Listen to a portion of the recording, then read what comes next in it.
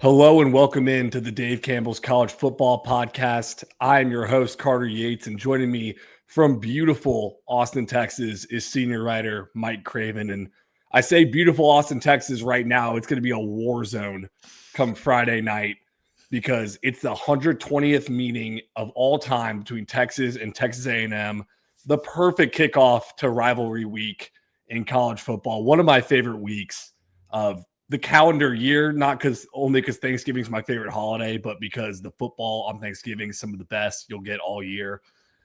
6:30 p.m. ABC. Aggies are 2.5-point favorites. Craven, what are you most excited for about this game going to be in the atmosphere? Well, we hadn't seen one in Austin since 2010. That the last one in 2011 was in College Station. Then the first one last year was in College Station. So been 15 years since the Aggies have played at DKR Stadium. The last three winners have been the road teams. A&M won that game in 2010, 24-17. Then Texas, obviously, in 2011, and then last year. So A&M's the favorite. Kind of the trajectory of the rivalry favors the road team. And I think A&M's the better, more complete football team. The issue, though, is like Texas's ceiling is just as high. Right, like Texas on their best day is as good as anybody in the country just because of how talented that they are. A bad Texas team in week one that wasn't fully formed had the ball with 2 minutes left in the horseshoe to tie the game against an Ohio State team that we all assume is the greatest team in college football right now. So this is going to be close, though the record's out the window. How they've played the last 6 weeks doesn't matter too much in this rivalry typically. And so I'm excited to see the atmosphere, see the game, and see the coaching matchup between these two. I think that high ceiling is, I don't know if scared is the right word for Texas A&M fans, but I feel like on edge is the right word because I was listening to Ari Wasserman, Andy and Ari, the On3 show, and he'd made the point that like A&M might need to win this game for their sanity even more than Ohio State needs to beat Michigan, because normally going into this game, you'd say, is motivation going to be a problem for A&M because they've locked into the CFP. There are some conspiracy theorists out there that are like, it actually might be better to lose and then not get the SEC championship game and then not get an extra game of wear and tear. But motivation will not be an issue whatsoever in this game for either side. And I just close my eyes if I'm putting myself in an A&M fan's shoes and think about this year where everything has gone right.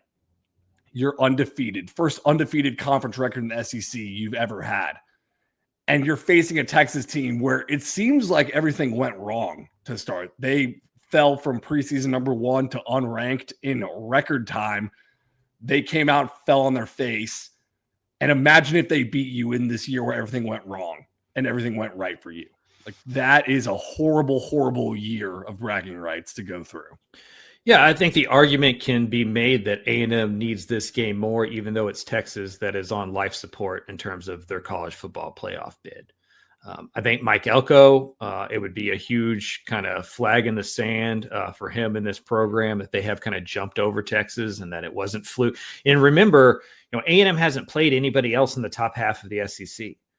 This is going to be their best conference game. Missouri arguably is in that mix, but they were on a third string true freshman quarterback. And so I think this is a big game for the legitimacy of the Texas A&M season. The good news, though, if you're the Aggies, is you have a pretty solid parachute. Like if you lose this game, worst case scenario, you're hosting a first round playoff game and you don't have to go to Atlanta to play in the SEC championship. And for a lot of programs, I can buy the conspiracy of, well, it's better to not play in your conference championship game.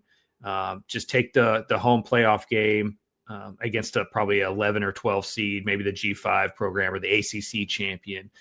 But for A&M, conference championships still matter. They have not played for an SEC championship. They're trying to get into that same conversation of Georgia and Alabama and LSU and Texas. There still seems to be a little bit of a hesitancy to put the A&M program there because we've seen them so often come up short when we were ready to anoint them as kind of the next blue blood program. And so beating Texas, getting into the SEC championship, kind of proving that your season wasn't about the schedule and how it fell for you, going into Austin, getting that monkey off your back, winning for the first time against Texas in 15 plus years. I think that all has Mike Elko and A&M fully focused on this football game. Yeah, I mean, because winning a conference championship matters.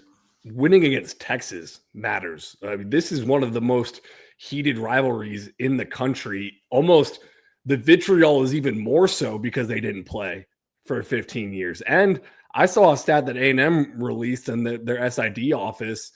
This game is 19-19. The record is tied in the last 50 years. So I know Texas has that overall lead because we're counting games before World War II, but this has been a pretty even rivalry in the later part of the Big 12.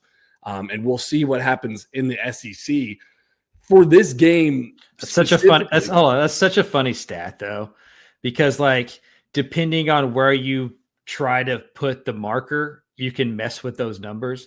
Like if you just take this century, Texas is 10-3. Yeah, of course. I'm sure Texas's staff released, hey, in this century, Texas is 10-3. And A&M's like in the last 50 years, it's 19-19. Right. Yeah, because A&M dominated the 80s and a lot of the early 90s. But Mac Brown kind of took that rivalry. It's just funny. You see this on Twitter where you just kind of cherry pick where you like decide to start taking the numbers or whatever. I always love that, reading like the game notes of like where SIDs decide to like put the line of demarcation. Yeah. And also every championship before World War II is just up for grabs. Like you can claim it if you want, because who's going to check you? Which I know A&M has done that too as well. I just got our whole Aggie contingent just turned off the podcast after I questioned their 1939 championship. That's or whatever the hell it is. They're really good. They're really good. Kilbro was awesome. For this specific game, I don't like the matchup for Texas, and I don't know how in a vacuum they would win this game because Texas A&M's defensive line, I mean, they are first in the country allowing 22% third down conversion rate. They are second in the country in team sacks per game. They are second in the country in tackles for loss per game with 8.5. And I don't like this Texas offensive line. And Arch Manning has showed better patience and composure under duress, but I still think he could see ghost in this game. And so Texas A&M is more physical, but I also think they can go be just as explosive as Texas could be with Casey Concepcion. And I know Mario Craver has been a little banged up, but Marcel Reed is lightning in a bottle too. So all this to say, in a vacuum, I don't know how Texas would win this game, but spoiler alert, I'm going to pick Texas to win this game because I just see the rivalry game things getting weird and Texas A&M having a mental bugaboo kind of about Texas. I think we know about the A&M offense. You know, they've played 5 really good defensive teams this year, and they've scored over 30 in 4 of those 5 games. And so I think we can count on Marcel Reed, Mario Craver, Casey Concepcion. Like, they're going to score points. They have been turning the ball over, though. You know, Marcel Reed had 4 interceptions his first 7 games. He's had, I think, that same amount the last couple. Had one against Samford that was overruled. But that probably should have been an interception. At least it was an interception type throw, right? It was a bad decision. So I think that's how Texas's defense gets this one. They're going to give up points. They're going to give up drives. They're probably going to give up a couple of big plays to those wide receivers. But if you can steal a possession or two, where we don't know much about A&M is defensively. If you look at that schedule, they have played some of the worst offenses that you can find in SEC football. They've played 2 what I would consider top 20, top 25 type offenses. Notre Dame scored 40, Arkansas scored 42. And so, and both of those are on the road as well. And so, to me, on paper, you think Texas A&M and a rivalry game, wrecking crew, Texas with their good defense. This is going to be a low-scoring, old-school, R.C. Slocum smiles type football game. I don't think so. I think this is going to be shootout-y. I think this is going to be more stereotypically what we see with Texas and Oklahoma, where it's last team with the ball. Things get weird. It's wild 42 to 30. Yeah, it's 42-35 with 6 minutes left in the fourth quarter. I think that is more likely we see this game play out than 16-10 in the fourth. I think both offenses will have some advantage against the defense, and it just comes down to turnovers and red zone execution, and that's why I like A&M. I trust A&M in the red zone. I trust A&M, I think, more offensively. And so if this is going to be a higher scoring shootout type football game, give me the Aggies. Well, and if this game goes how you're picturing it, that's kind of going to come down to the second half, which I want to have a conversation about second half Sark versus second half Elko, because A&M this year, they go into half at Mississippi State up 7-3 and win 31-9. And against LSU, they're down 18-14, win 49-25. South Carolina, of course, the 30-3 halftime deficit, they win 31-30. So Mike Elko, his second half adjustments are just perfect. And I wrote about second half Sark in 2023 at Dave Campbell's. Like, when you look at the second half point differential from Washington to USC to Texas, the trending line is that they can't close games ever. And I know they've gotten a little better about that last year and this year, but that's still in there. I mean, there was a huge trend of his second half point differentials being worse than the first half. So what do you make of this coaching matchup, and who do you trust more as the coach? I think this year you got to trust Elko because of what you just mentioned. Because of just what you mentioned, I think Elko is one of the more underrated coaches in the country. I think A&M has more motivation because of how they played last year in this game. I think we see better offensively, and that's going to allow the defense. I don't know. I think it's probably a wash. I mean, I don't think Elko is markedly a better coach than Steve Sarkisian. I don't know if Steve Sarkisian is markedly a better coach than Mike Elko. I think this comes down to the Jimmies and the Joes. And I just think I like A&M. I think A&M has more playmakers. Cassius Howe and Colin Simmons, probably a wash. Torian York, Anthony Hill, probably a wash. Maybe defensively, Texas has as many dudes as A&M does. But you look on the offensive side of the ball, and does Texas have a Reuben Owens? Does Texas have a Casey Concepcion? Does Texas have a Mario Craver? I think A&M's offensive line is better, at least tackle to tackle.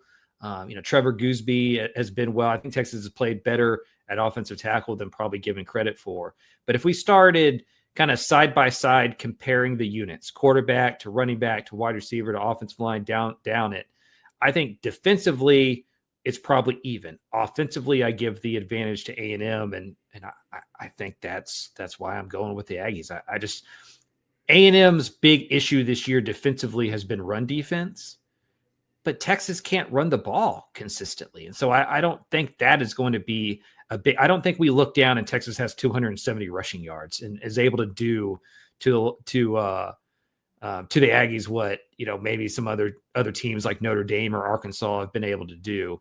And so if this becomes a 7-on-7 type football game, give me Mike Elko and his ability to dial up pressure, get exotic, be good on third downs. Like, that has been a problem for Texas's offense. Yeah, and I think a big story for Texas's offense this season is the lack of health of CJ Baxter. And it was kind of a story of last year's team too, because of that, them having to do that rinky-dink pitch at the goal line against Ohio State because they don't have a bell cow in there who can just go be a battering ram. But CJ Baxter, I mean, he is a great program guy, culture guy. He wrote an awesome article in Players Tribune that I love. I don't think he's the same as he was coming out of high school. When he has not played much, he doesn't look as fast as he used to. He doesn't look healthy. And that leaves you with Quintravian Wisner. And then they had another running back leave the program. Jared Gibson left the program. So they don't have the run game to help out Arch Manning, I don't think. Well, and Texas A&M has been so good on third downs that it feels like the way to beat the Aggies is to get into third and short or to have big plays on first and second down. And I just don't trust Texas to establish the run. And I think that makes this to where Elko can dial up pressure. Cassius Howe can get going, maybe interior defensive lineman get some pressure in there. I think it's going to be a longer day for Arch Manning. And this game will kind of show us if the Arch Manning redemption arc has been warranted or if it's been just who they're playing against. Has the huge game last week against Arkansas, but who doesn't have a huge game offensively when they play Arkansas? If he can play well in this game against A&M and have a couple of touchdowns, no interceptions, run the ball a little bit. I think that'll be big for Manning. But again, I think I'm leaning A&M here. I think I'm leaning Texas, even though all my analysis said it should be A&M. Maybe it's because I'm holding on so hard to my Texas goes 9-3 prediction and then makes the CFP in the most controversial decision of all time prediction that I had back in May. We'll do this real quick, Craven. We can talk about this more if Texas does win. Does Texas have a shot at the playoff if they win this game? I think they do. I really honestly do. I think that win would jump them over some of these 2-loss teams. Utah had struggled. They've beat Vanderbilt. They've beaten Oklahoma. They would have beaten an A&M team that beat Notre Dame. I think they'd be ahead of the runner-up in the Big 12, whether that be BYU or Utah. Maybe Michigan if they beat Ohio State's there. But, I'm going to assume Michigan loses, and that's another team that Texas can jump. Because they're Ohio State to win that game. Their argument would be that 2 of their losses came to playoff teams, and they've beaten 3 playoff teams at that point. They would have beaten A&M, Oklahoma, maybe a Vanderbilt if they're able to sneak in. So I think that I don't know if they will, but I absolutely believe that they'll be in the discussion, and it'll be a more valid discussion than the 3-loss Alabama or the 3-loss Oklahoma team last year, or 3-loss Ole Miss team last year. Well, I know Sark, he was asked about it, the CFP odds if they beat Texas A&M, and he said, I'll talk about it if we win, then I'll have a better platform. Get ready for the full court press from the Texas contingent if they win this game. Yeah, what they need to happen is chalk, right? They need Texas Tech to win the Big 12. They need Ohio State to beat Michigan. That is how they sneak into this thing. And their resume would suggest it, because you don't want to set a precedent of you played Ohio State in week 1 and that disqualifies you from the playoffs.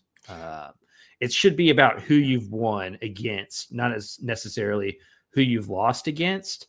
And their wins, if they were to beat A&M, I think their wins would stack up against any other wins in the country. And it just becomes about how married you are to the loss column.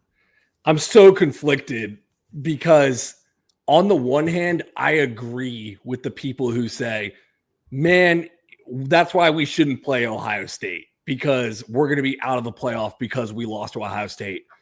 But on the other hand, look at the month Texas basically took off after Ohio State. They played San Jose State, Sam Houston, and UTEP. And watch those games. Texas is losing to any P4 team they play in that UTEP game, where Arch Manning can't complete the forward pass. It's so tough because college football is in a dangerous spot to lose the high profile non-conference matchups. But also, if you just look at Texas throughout the entire season, did they really deserve it? Because they never played a complete game. I agree with that. If Texas wins against A&M but is left out, it's not because they played Ohio State and lost that game. It's because they lost by 25 on the road against Georgia a couple of weeks ago. It's because they needed miracle comebacks against Kentucky and Mississippi State in the month of October. It's because they lost to a Florida team on the road that fired their head coach a couple of weeks later. That is what is going to keep them out. If they were 9-3 and their losses were Georgia, Oklahoma, and A&M, they're in, right? Or Ohio State, Oklahoma, and Georgia or something, they're in. Nobody's I don't think it's the 3 losses that's going to keep them out. To your point, it's how they've played for a vast majority of this season might just not measure up. Yeah, I agree fully. So let's go to another team with CFP hopes almost locked in if they can take care of business, get into the Big 12 championship game. That's Texas Tech at West Virginia, 11 a.m. on ESPN. I wasn't seeing spreads on ESPN really for a bunch of these games outside of Texas versus Texas A&M, I guess, holiday week. But this is a testament, what I'm about to say, to how Joey McGuire has handled this season. I have zero concerns about Texas Tech taking care of business this week. I have a little bit of a concern. Why is that? West Virginia is historically a weird place to go play a football game. And this is going to be the bowl game for West Virginia. Like, you have the opportunity to go spoil somebody's season, go spoil Texas Tech season, and really make a statement win. It would be huge for Rich Rodriguez and this program to get that win. They're 4-7 right now, so they're not going to reach a bowl game. Getting to 5 wins would be important. And so, if Baron Morton gets a little nicked up, or the weather is bad and all of a sudden it just becomes this like sloppy game, like maybe. But what gives me confidence that Texas Tech's able to do, even if the offense kind of sputters and it's one of those weird games, defense travels, defensive line travels, and nobody in the Big 12 can block Texas Tech. And so if the defense shows up, even if the offense doesn't, I think Texas Tech still scrapes by and wins this one. But it's the Big 12. It's Morgantown. It's a big game in late November that Texas Tech's never been really a part of, at least not this group. And so, I would hesitate to say there's not like a 1% chance Tech doesn't go lay an egg.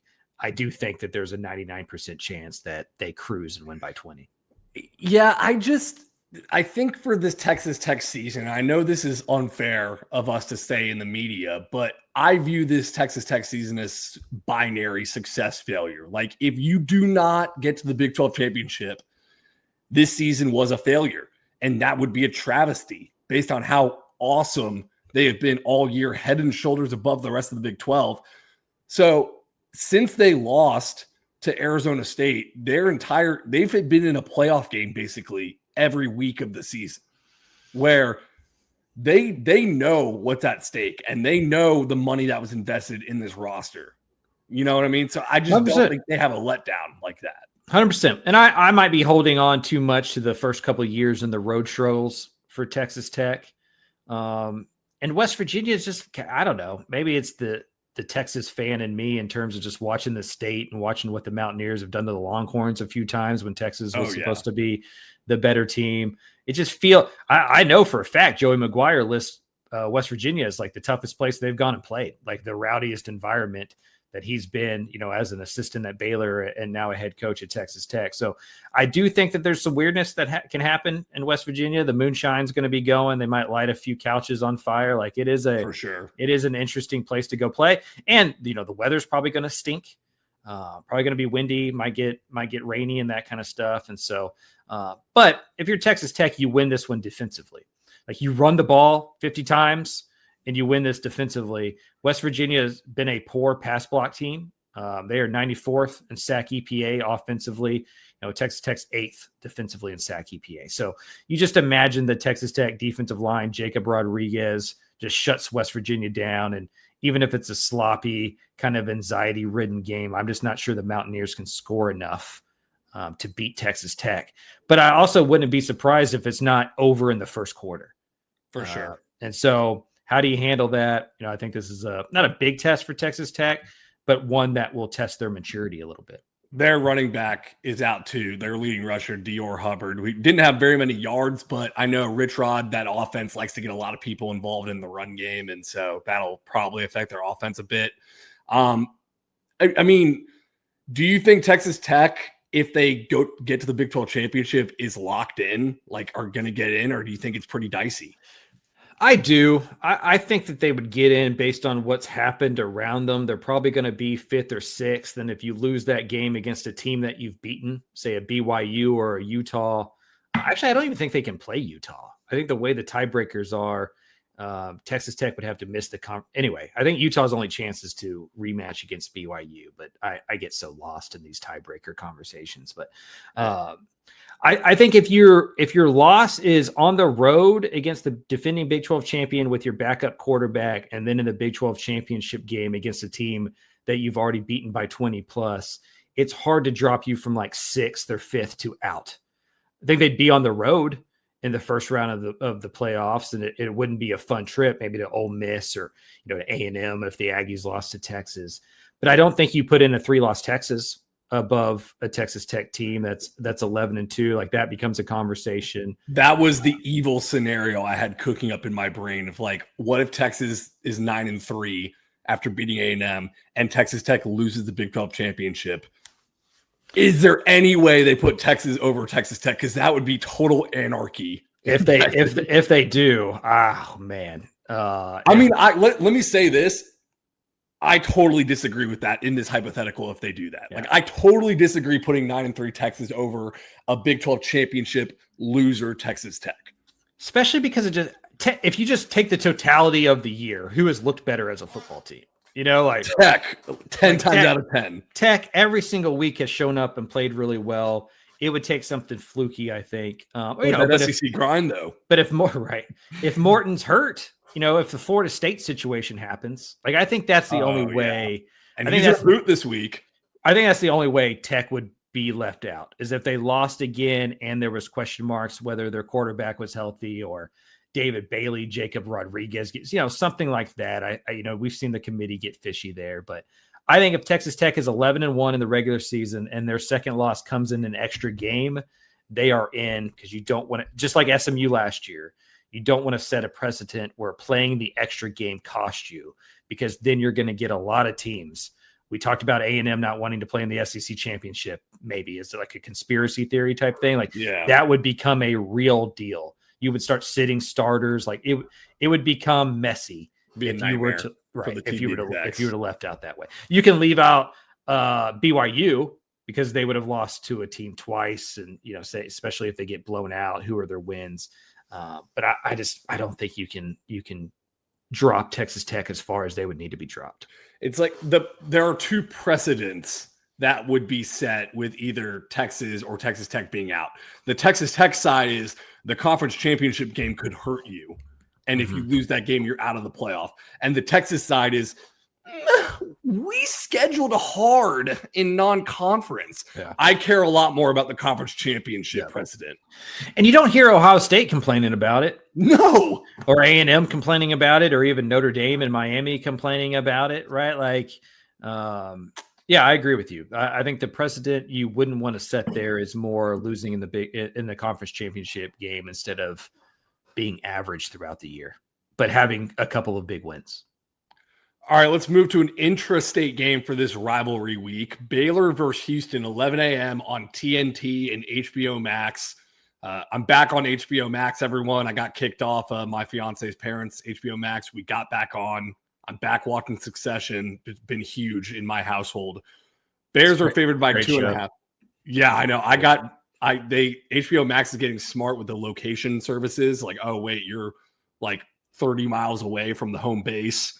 So I was on season 2 of Succession when that happened, which was pretty brutal. All right, Craven, talk to me about your column, Stuck in Neutral, the real cost of Baylor keeping Dave Aranda. I thought it was an excellent column. You start with an anecdote about at a fast food joint that was a peak. I love that. I'm going to go get some coffee real quick, but I'll be right back. I'm listening to you. I think Baylor is at a crossroads. And if Baylor and Mack Rhoades aren't forced to part ways because of, some decisions outside of the purview there, I think Dave Aranda's gone with a sitting athletic director. But Baylor doesn't want to look for a head coach at the same time as looking for an athletic director, at the same time going to the donors and asking for roster money. And we've seen this trend across the country. Florida State's doing the same thing. Wisconsin is doing it. Maryland is doing it. Virginia did it after 2024 with Tony Elliott, and they're one win away from going and playing in the ACC championship game. It was going to cost $15 million or so to get Aranda out of there. It would cost another 10 to get a new staff in, and then it's going to cost you 15 to 20 to fill that roster and be competitive in the Big 12. And for me, what Baylor has to decide over this next year is how seriously are they going to take football? Are they going to try to compete with Tech and Utah and BYU and Arizona State and TCU and some of those programs that are going for it on the football side of the football side of it? Or do you want to be more Houston, where you're a basketball program that is also trying to be competitive in football? It's not like Willie doesn't have any resources, but he doesn't have them in comparison to a lot of the Big 12 teams that are more football centric than they are basketball. And so if you're Baylor, when you hire the new athletic director, him or her has 8, 9, 10 months to figure out what they want to be, who they want to be as a program. Baylor, over the since 2010, when the pandemic happened, like when Matt Rule left to go to the NFL in 2019, if we were to rank the jobs in the state of Texas, Baylor would be no worse than fourth and probably tied for third with TCU. I think Texas and Texas A&M, because of who they are, the money they get from the state, their alumni base, this is the history of it, they seem to be in their own plane. But the Big 12 programs, it always felt like TCU and Baylor were right there with each other. And a lot of that was coaching. Art Briles, Matt Rule kind of closed the gap. But if you look at the landscape now and you throw SMU into the mix, well, Houston has the advantage in terms of proximity of talent. Right? They can throw a rock. Willie Fritz will say that he hasn't been on a plane to recruit since he's been the head coach of Houston. He can drive wherever he wants to go get players. TCU and SMU have the advantage of being of closer to the DFW talent, and you can not only get them out of the high school ranks, but you can get them as retreads through the transfer portal when they want to come back home. SMU has some billionaires that are very motivated. Obviously, Tech's advantage is money. Like Cody Campbell not only has more money than the donors at Baylor, he's willing to spend it in a way that the donors at Baylor seemingly don't want to spend their money. And so if you're Baylor, I think you have to go to the donors and you go, look, we have to decide what we want to be here. And you have to be able to get them to commit the money and the NIL and the resources to compete with these tier 1 teams in the Big 12. And if not, you should just give it all to Scott Drew. And I think depending on what the old heads with the money at Baylor decide, then as the athletic director, you can go, okay, well, here is our pool of candidates, because it changes who you can go get and what you can be. So I think Baylor's at a crossroads. I think they were almost forced to keep Dave Aranda because of the circumstances that boxed them in. And this 2026 kind of calendar year for the new hire at AD is going to be very important in terms of just what Baylor is as a football program moving forward. So my grandfather was like the unhealthiest healthy person I ever knew. Like he was 6'4", 300 pounds, pushing 300. And it was only in his stomach, like his arms, his legs, everything was skinny. He walked around totally fine, but he had this like beach ball in his gut basically. And he, in my mind, was indestructible. Like he one time drove his golf cart into a ravine at his golf course and walked out okay. And I went and looked at that ravine and was like, how the hell did you walk? It was like 20 feet deep in there. And then a couple of years later, he walks in the doctor's office and is like, yeah, you know, I've just been having some chest pain kind of for the last 2 weeks or so, nothing major. And they do the x-ray or whatever it is. And they say, how did you walk in here? You need quadruple bypass surgery now. Like, I don't know how you walked in here. So in my mind, I built him up as just like an anomaly, like indestructible. Nothing will ever take this man down. That is how I view Dave Aranda at Baylor.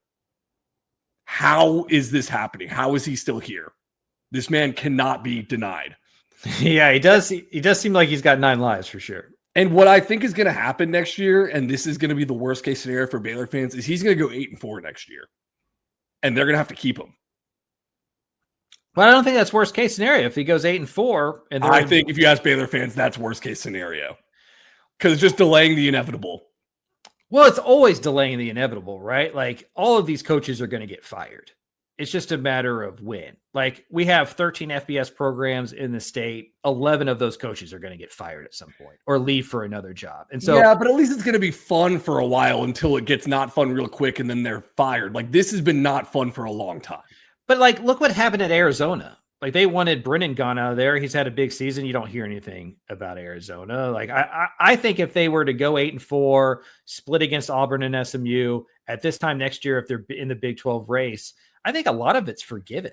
The difference is Brennan, though, was 1 year. In his first year, they want him gone. Yes, that year was bad. Dave Aranda's had like 4 of the last 6 years were under 500 or something crazy like that. He's 36-36. There's enough sample size here. I just think winning cures most of this stuff. And most fans don't care who's doing the winning. They just want to win. But it's going to take, I don't have any faith that happens. Right. Like I don't have any faith that Baylor is able to be 8-4. I don't know how you go and splash in the portal. I'm surprised that they're able to keep a lot of this recruiting class together because he does feel very lame ducky going into 2026. So I don't think Baylor's going to have this resurgent season and make it a difficult. I think it's more likely they lose both of those non-conference games. They lose some early Big 12 games, and Baylor's one of the first jobs open in 2026. I think that's more likely than they go 8-4, 9-3. But if they go 8-4, 9-3, with how much Baylor is putting into their resources compared to some of the other teams in the Big 12, like that's what you should be. Like that is hitting the ceiling. Like, and so I think everything's relative. Like Texas Tech and the way that they spent going 8-4 would be a disaster. Houston's about to go 8-4, 9-3, and it's going to be celebrated because, like, for what they have put in to their roster and to their coaching staff, that is what you should expect. At Baylor, what they're going to put in over the offseason, if next year they go 8, especially if it looks like a solid 8-4, I don't know. I think you keep kicking the can down the road because I'm of the opinion that the roster matters more than the coaching. Like all these guys can coach. Like Dave Aranda is the same guy that won 12 games in the Big 12 and the Sugar Bowl in 2021. He just had a far superior roster. Now, some of that's on the coaching, right? Like to get the roster together. He didn't put that roster together. And so that's got to be fixed.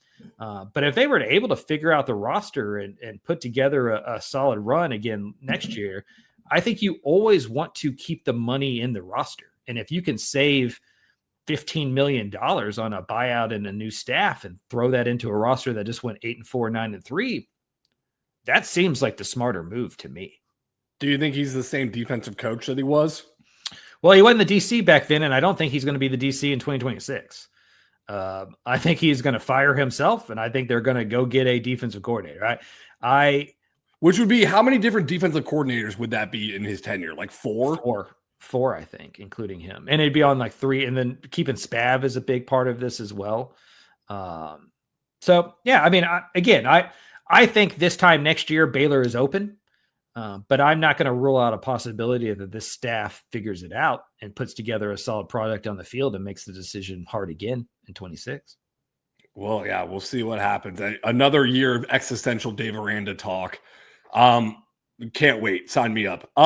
For this game specifically, Connor Wegman's rushing ability should scare the hell out of Baylor, and they should be so thankful on this Thanksgiving week that they're playing them last so Wegman's beat up. Because if he's healthy in the middle of the season, oh boy. Yeah, and that Baylor offense has turned the ball over. I mean, look at that fourth quarter last week against Arizona with the 2 interceptions and the fumble, and that's what Houston has been really good at under Austin Armstrong so far this year. They have been able to turn other teams over. They turned TCU over 4 times and was able to lose, but still lost that game. And the good news for Baylor is the Cougars aren't overly explosive offensively, but the bugaboo's been the run game, and Connor Wegman has been excellent there. So that should be a concern for the Bears.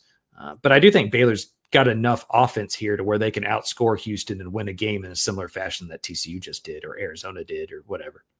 Let's talk about TCU. They're playing Cincinnati, 2:30 p.m. on Fox. Classic rivalry week matchup, TCU-Cincinnati. This kind of is like a which team has worse vibes. I know TCU just beat Houston, but it seemed like, again, and always a fan base that is hard to please. Yeah. They were not happy with the way they beat Houston, and Cincinnati's on an 0-3 skid since starting 7-1. So kind of like a vibes game, and both of them suck. Yeah, I think the vibes... Not both teams suck. Both vibes suck. Let me say that. I believe the vibes inside the TCU locker room are much better than the ones outside of it. For sure. And you go on the road and you beat a top 25 team and you hear all this, what Sonny Dykes called junk on the outside. He should have said bull junk. He should have said bull junk. I think that can bring teams together. Sometimes it can splinter them apart. But oftentimes it can bring teams together. It's an us against them. You've been in locker rooms, like whatever motivation you can have to like bring the brotherhood together and all those cliches, I think is important. Closing out with a win here and getting to 8 wins, like again, 8-4 is not a bad season. Like we have the 12-team playoff has warped our minds to where it's like, if you are not in the playoff, you suck and have to make a change. And it's like, no. Like winning 8 games isn't a bad season at TCU. Winning 8 games at Baylor is not a bad season if they're able to do it next year. It's been a disappointing year. you felt like you could have had a higher upside, and you look around the Big 12 and you go, well, why can't we have the season at BYU or as Utah or at Texas Tech? And I think a lot of that's just the trenches. Like, they're just not as good up front. But again, I like TCU here at home against a Cincinnati team that is reeling. It feels like the Frogs have more to play for because they're trying to prove a point to the fan base on the outside. I think the Frogs are going to win this one. I think there's a disconnect in between what the expectations of a program should be and what the fan base thinks they should be. And that's typical for any sport in any time period, right? Fans always expect more than maybe what's reasonable. But I think it's especially true in the college football playoff era, where I know Sonny had a quote a couple of weeks back, which was like, when we made the CFP, that raised everybody's expectations. And he's kind of saying along the lines of what you're saying, which is rational, of like 8-4 should be a good season at TCU based on the resources they have, based on the players they can get. But I also understand where the TCU fan base comes in and is like, dude, look, we won double-digit games in 10 of the last 11 years with Gary Patterson or whatever it was. Like, you didn't raise the expectations of this. Gary Patterson raised it by what he did in the last 2 decades. And I would push back on that, saying Gary Patterson coached in a different sport than Sonny Dykes coaches right now. Yeah, and they had one season with more than 8 wins since 2000, from 2016 to when he was fired in 2021. You know, like this wasn't like winning 11, 12, 13, 11 like it was at the end of the Mountain West, or even the 2014, 2015 season. Like this from 2016 on, it was 6, 11, 7, 5, 6, 5. Average to below average. Why is 8 wins a disappointment? How it's happened. Some of the losses have been disappointing, and there was meat on the bone. You know, you could have been a 9, 10 wins team that's playing for a Big 12 championship. Like what happened at Arizona State. The Kansas State game wasn't a good look either. Like I get the frustrations. Like there needs to be some changes staff wise. Like I would imagine TCU has a new offensive coordinator going in next year. They've had too many injuries and they're not good up front. Maybe that's a strength and conditioning deal. But I do believe as fans, we've sometimes lost the plot on like what the expectations are. And another point is, we talk about this all the time on this podcast. It's about your peers. Yeah. Tech is dominating and looks like the next big juggernaut in college football. And you're like, well, where did that come from? We were been in front of them in the pecking order forever. We have rich people. Why can't we be Texas Tech? And then you look across DFW, and SMU is about to go to their second playoff and second conference championship in a row. I think that builds the anxiety inside the house. If Tech is also 7 or 8 wins and SMU's 5th in the ACC, and Baylor's having the season that they're having, I think you just beat Houston, I think it feels a little bit better. But the 12-team playoff has added kind of a sense of belonging, or like, you know, whatever, you know what I mean? Like where it's, we should be there. We belong there. And if we're not there, we need to make a change. And that is unrealistic for most of college football. And it's probably the worst felt in the Big 12 and ACC conferences, where you're a power conference, but you're also not like the SEC and Big 10 that are going to get 4 teams in pretty much every year. Like there's like 1 or 2 spots maybe for you, which is kind of the same as it was in the 14 playoff, honestly. Yeah, it hasn't changed that much for the Big 12. Like you need to win that conference or look tremendous while going 11-1 and doing it. You know, like your routes there are to win the conference like Arizona State did, or to be as dominant as Texas Tech is. And unless TCU is also going to go play that game in the portal, which I don't think they're going to go get a David Bailey and a Lee Hunter and all those guys, like winning 8-9 games and then popping up into the conference championship game every 3 or 4 years, like it's probably a more realistic option for you. And that's not to say that the season's been great or there shouldn't be some frustrations. But if they were to win this game against Cincinnati and they go 8-4 as an outsider, I don't think the sky is falling as much as TCU fans are acting as if it is. Yeah, I agree with you for sure. Okay, speaking of their peers, their rivals, SMU at Cal, 7 p.m. on ESPN2. We probably should have talked about this game earlier, honestly. This is on me. Because if SMU gets in, they're in the ACC championship game. They win the ACC championship game. They're in the college football playoff, and they're playing a Cal team who just fired head coach Justin Wilcox in the middle of his 9th season. I know we've asked before, Craven, you've asked this, like, has there ever been a P4 coach to get more time with less results than Dave Aranda? It might have been Wilcox with 48 and 55 overall record. Granted, it's tough to win there when all your best offensive players leave every year, like Fernando Mendoza, Jaden Ott, Jack Endries. Yeah, and when you coach at a university that historically doesn't give a rip about football. Yeah. And my lens of Cal is colored by the stories from Sonny Dykes. And so, like what I think of Cal football is I think it's one of the 5 toughest jobs in the Power 4 just because of where it's at, what the administration thinks about athletics and specifically football, what the fan base is. So if you're SMU, this is more of a culture travel game than it is kind of a tough game on the field. But we've seen plenty of teams. There's a phrase for it, the dead cat bounce, where you play really well that week, that head coach gets fired. Maybe the Golden Bears have one of those in their locker. They were able to beat Louisville. They have a pretty decent quarterback. I'm not going to try to pronounce his name. Nope. Everybody uses the initials, which is smart. But I would be worried about SMU if they weren't used to being in these positions. We talked about Texas Tech and me having the 1% worry of maybe they lay an egg. That's because Texas Tech hasn't been in these positions. Same with A&M. They haven't been in these positions. SMU has. 14-1 in November under Rhett Lashley. They win the American in 23. They play for the ACC championship in 24. 22-1 in conference play over the last 3 years. The moment hasn't felt too big for them, other than maybe on the road against Penn State in the first round of the college football playoff. And I like Kevin Jennings has thrown for over 300 the last 3 games. It seems like he's gotten healthier and the run game's getting going. That defense forces an incredible amount of turnovers. They're leading the country in that one. Unless Kevin Jennings has like the Duke game last year. Or the Penn State game. I like Cal here. You like Cal? I'm sorry. I like SMU here. I know what you mean. I was just about to make that point you made at the end there, where Kevin Jennings, like the highs have been just as high as they were his first year starting last year. But he's avoided those lows where he just comes out and everything goes wrong. He has 6 turnovers against Duke and Penn State.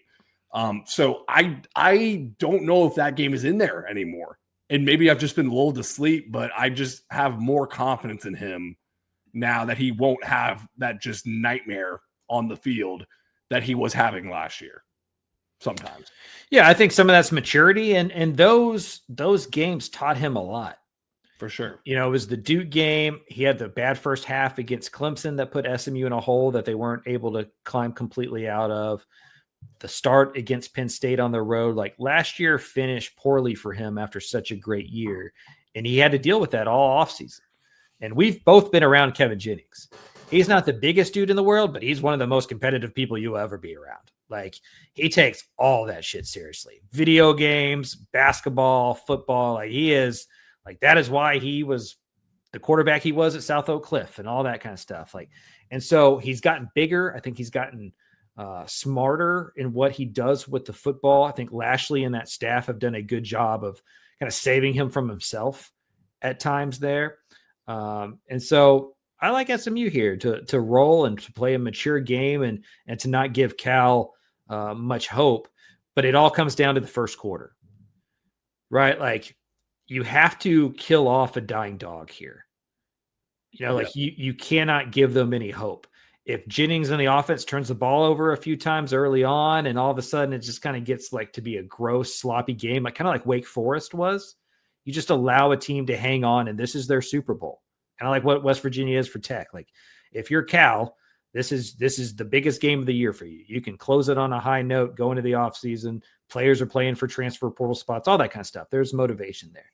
But if you can get up on them early, it's 14-3 after the end of the first quarter or 27-10 at halftime, they're not going to be in the fight for long. And so you just have to give the death blow early and then cruise. I guess the Wake Forest game was kind of his Penn State Duke game from last year, but he's also just so injured. It was hard to. And I think Wake Forest is pretty good. Yeah, for sure. Wake Forest is what everyone should be like. Okay. The way everyone talks about Duke, where they're somehow still good, even though they suck every week, that's how people should be talking about Wake Forest. It's like they're actually good. Like everyone's like, oh, like Duke, like watch out for Duke here, maybe get an ACC championship. Talk that way about Wake Forest. Yeah. That's my ACC spiel. Okay.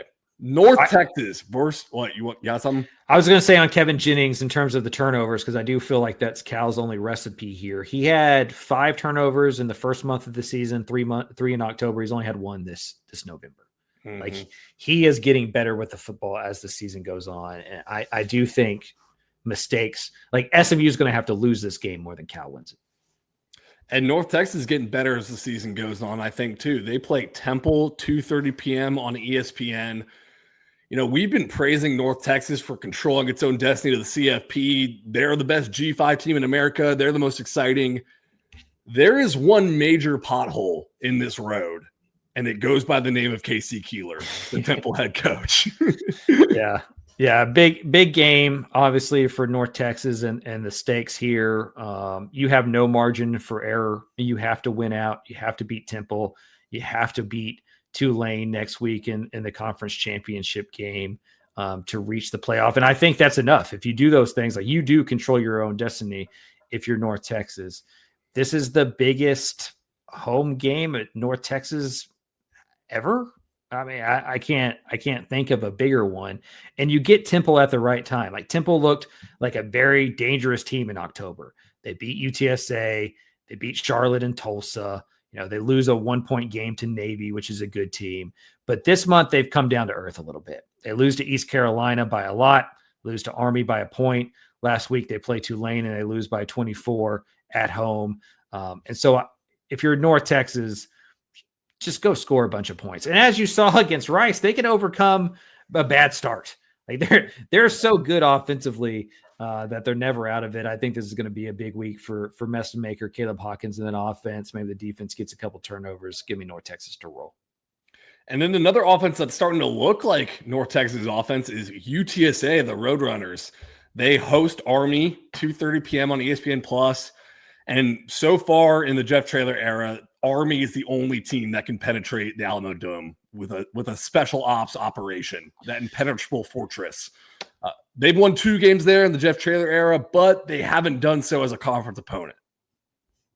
So, yeah, we joked about this on the recap pod. You know, Jeff Traylor likes to joke about how, you know, Army can sometimes be the pseudo home team in San Antonio because of how military centric the city of San Antonio is.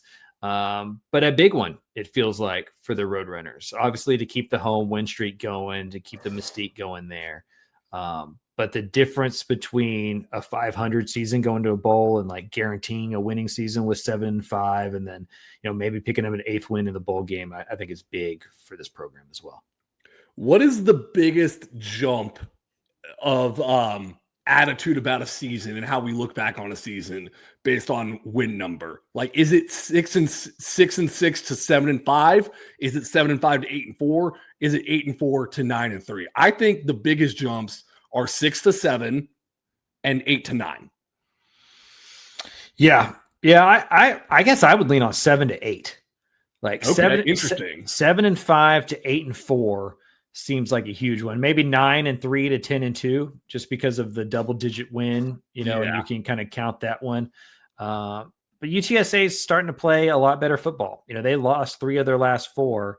If they're able to win this game against Navy or against Army, there they close with they would have beaten Tulane, they would have beaten Memphis, or not East Carolina, and so I think there was a lot of angst in the UTSA kind of fan base going in to mid-October after that loss to North Texas. They had the off week in October 25th, and it kind of seemed like the sky was falling a little bit. If they were able to beat Army, they would have wins in 4 of their last 5, go into their 6th straight bowl game. Again, it's kind of like TCU. It's never as good as you think it is. It's probably never as bad as you think it is. This is just a solid season for UTSA, and they've overcome a lot. I think they've gotten better. Another solid season is the Rice Owls. They are traveling to South Florida, 6 p.m. on ESPN Plus. So this is from Steve Helwick at Underdog Dynasty, friend of the program, awesome reporter, because he sniffs out stories like this. Rice was giving out beer to students at the North Texas game. It was one beer per visit and 3 per game. Just amazing stuff. Yeah, very smart. And they needed it when North Texas started going on that roll there. Started cashing your beer tickets. That's right. They might be able to get into a bowl game at 5-7 because of the APR. It does seem like there's a lot of 6-win teams out there, a lot of possible 6-win teams out there. So I don't know if there'll be enough spots at 5-7 for the Owls. It does seem like you get UCF or USF at the right time here. The Bulls are out of the American picture. Their head coach is interviewing for other jobs. I'd imagine a lot of the players are already dipping their toes into the portal and what some of the options are there. And so maybe this is a game that's bigger for you as the Owls as it is for South Florida, and you're able to pull an upset here. That offense always gives you a chance. You saw last week against North Texas starting 14-0. Maybe if you kind of get that lead against South Florida, you're able to hold it. But a tough matchup for the Owls because South Florida can score so many points. And it doesn't seem like Rice can win a lot of those high-scoring type football games. Yeah, their quarterback, Byron Brown, has more total yards than Rice has the entire season. He's got 3,787. They've got 3,478. I know he's a quarterback, so they always have a lot more of the total yards than all the rest of the guys, but he's also their leading rusher too. They've built the whole plane out of Byron Brown. And Rice has been pretty solid against teams that are at their pecking order or below. They beat a Louisiana team that's having a bad year. Prairie View A&M, Charlotte, UConn's probably the one kind of big win of a solid team, and you beat UAB. But they haven't played well, and they haven't stayed in it against kind of the punching up. You get blown out by UTSA. You get blown out by North Texas. You get beat pretty bad by 24 to Memphis. And I just think that South Florida might be a level above the Owls. All right, Texas State versus South Alabama, 2 p.m. on ESPN Plus. This is for the bowl game, Texas State fans, and I need y'all up in Dallas at the First Responders Bowl for the 3rd consecutive year. It's become one of my favorite annual traditions, how y'all take over SMU's campus, drink all the beer in their stadium. Need the Bobcats going bowling this year. Need the Bobcats going bowling. I think that's a big marker for Texas State. It's amazing how expectations can change so quickly, right? Like when GJ Kinney was hired, it was just like, please get us to a bowl game. And now it feels like a disappointment just to get to a bowl game. And that, credit to Kinney and that staff for raising the expectations. And it should happen that way. But if you can get to 6-6 after what had happened in the middle of the season with that 5-game losing streak in the Sun Belt, if you can close with 3 straight wins and get to a bowl, the defense seems like it's playing a lot better. The last 10 quarters they've given up 35 total points after allowing over 40 in their first 5 of Sun Belt play. So it seems like you're figuring out defensively. It does sound like there's momentum to keep Brad Jackson and to Bo Sparks, and that would be huge to going into the Pac-12 as well. So you just want to avoid a letdown here. You want to take care of business at home, beat a team that you're supposed to beat, get those extra practices, get to a bowl game, to continue to develop, keep the program in the mix in that way. And while it's not a successful season, they have avoided the bottom falling out, and I think some credit is due to the coaching staff for regrouping and keeping that locker room together, because it could have bottomed out and been a 3-8, 3-9 type season. Sam Houston also could have bottomed out too, and they did not. They finish off the year at 12 p.m. on ESPN Plus against FIU. If Sam Houston wins, my 3-9 prediction from the magazine comes true. Don't ask me how I did on UTEP. Yeah, it wasn't my greatest year. You're killing it on the team totals, by the way. We need to go back and look. Over was nice. I think you're like 10-2 or something right now with the SMU game still. I think SMU is the only one that's still up in the air in terms of team totals. But Yeah, I mean, we kind of harken back to 2023 a lot when talking about Sam Houston this year. That year they started 0-8 and won 3 of their last 4 to build some offseason momentum. Sam Houston can do a similar thing here to win 3 of their last 4 and to build some offensive momentum. It feels like they found something in Landon Locke at the quarterback position, so more snaps for him is good. The defense took a step back last week. Maybe they can get back to where they would play in the previous 2 when they'd won, and they're going to need that. It doesn't seem like Sam Houston is the type of program right now that's going to score 40 on you and win a shootout. Like, they're going to have to win with some better defense, some good special teams play. And so this would be a great way to end the season if they would pull it off. But FIU is a lot better of a football team than they've been for most of Conference USA's history that Sam Houston knows about. All right, closing it out here with the UTEP. They travel to Delaware, 12 p.m. on ESPN Plus. Here's the update on UTEP season. There's a Conference USA Centel account, which is like NBA Centel, if you've seen those that do parody tweets. Their latest tweet was about Jim Center getting fired. Or no, getting a contract extension. I'm sorry, I butchered that. Their latest parody tweet was Jim Center getting a contract extension. Which would be the biggest heart attack ever in El Paso. Yes. If they came true. I'm going to try to stay away from what I was about to say there.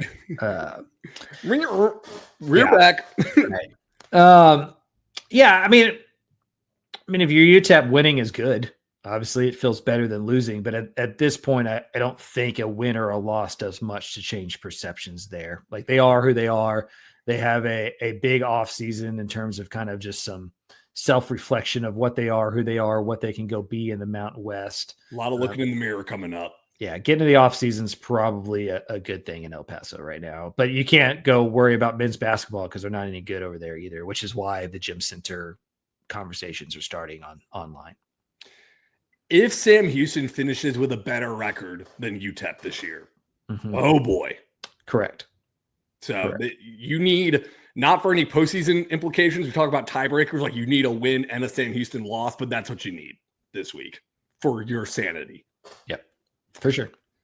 All right, that's going to close it out for rivalry week. Again, favorite football week of the year. Got an awesome docket of games coming up. Craven, any closing thoughts before we get on out of here? Just kind of the same ones. Just been a huge year for us here in the state of Texas. 4 FCS teams in the playoff. We got a Division II team in the second round, and we have a chance to have 4 teams playing for a conference. There are 4 major conferences, and I would say the American is the 5th best conference. There is a real chance that after this weekend, we have a representative in 4 of the 5 best conference championships. The Big Ten would be the only one we don't, and it's because we don't have a team. A&M can play for the SEC. SMU can play for the ACC. North Texas can play for the American. Tech can play for the Big 12. I mean, that's exactly what we were hoping for in August. It's a lot to be thankful for as we're about to dive into Thanksgiving dinner. Say your prayer to the football gods before you dig in. What's your favorite Thanksgiving dish, Craven? Sweet potato casserole. Okay. I had sweet potato mashed potatoes at a Friendsgiving the other night. I did not like the sweet potato as much as the regular mashed potatoes. Yeah, I've never had it in like a mashed potato type of way, but this has like brown sugar and different stuff on top of it. Some pecans or almonds or something. My wife makes it. It's pretty good. But yeah, I'm a sweet potato casserole guy, and then just anything I can put gravy on. For sure. I will smother most things in gravy. The only big Thanksgiving, I can sometimes get buried or kind of, I worry too much about, like, I'm too literal, in a lot of ways. And the stuffing versus dressing thing always kills me. Like, people who call it stuffing when it's not stuffed into the turkey, like it's dressing if it's made separately from the turkey because it dresses the turkey. It is stuffing if it is literally stuffed inside the turkey as you're making it. Most of us eat dressing, but a lot of people say stuffing, and it kills me. That's my only real big Thanksgiving take. Well, then I love dressing. I'm happy you said that before I gave you my favorite, because I was about to say stuffing is my favorite, but I eat it out of the turkey. My wife does the same thing where she's like, I'm a big fan of stuffing. It's like, you've never had stuffing before. The only issue with the dressing is that you don't realize how full you are because your brain doesn't catch up with your stomach fast enough, and before I've already scarfed it all down my face, and then I don't have enough room to put in work on the other dishes there. You know what I mean? Yeah, I honestly think my favorite part of Thanksgiving is the leftover turkey that I'm making with sandwiches. Dude, like that's honestly the best part. I probably am a little underwhelmed. I think if you came to my Thanksgiving, you wouldn't be impressed with the amount of food I put on my plate. I kind of make it a 4 or 5 day event. So that's kind of where I go. I don't think I've ever made one of those like photo worthy Thanksgiving plates where it's just like stacked to the brim and everything's mixed together.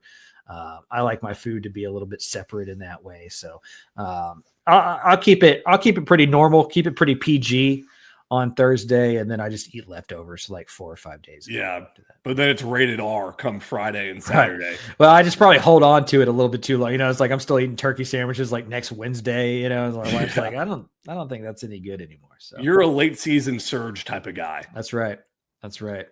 All right, that's going to do it for our weekend preview, rivalry week, Thanksgiving week edition. Thank you all for listening. For senior writer Mike Craven, I am Carter Yates, signing off for the latest edition of Dave Campbell's College Football Podcast.